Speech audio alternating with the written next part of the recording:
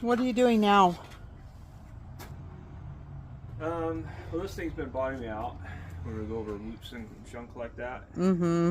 Because factory bump stops are obviously not working as designed because we have a lift kit on it, and so the springs are collapsing all the way. So I'm looking at getting like a longer and more progressive type jounce bumper or some kind of a bumper like that.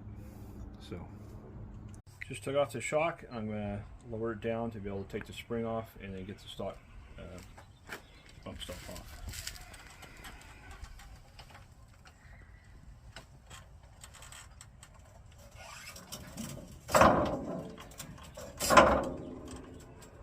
That should be enough. Well, the spring's stuck on there. I guess it should be, but so this is the stock one right here. Since we lifted it, it probably needs to be down about here.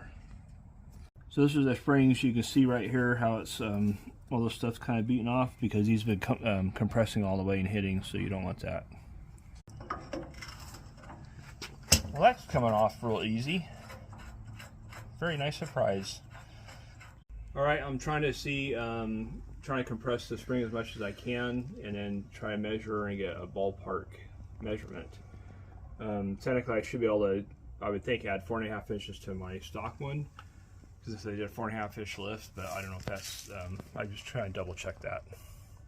All right, this is the bump stop, the factory one. I just measured really quick, and I think my ballpark measurement is pretty close to just adding 4.5 inches to this, which is where our lift kit was. What you want this for is that the upper, this is basically the upper suspension limit, because when everything compresses, your springs and shocks and everything, that could wreck that stuff if you didn't have something to stop it before they get to their maximum compression. So that's the idea of this right here.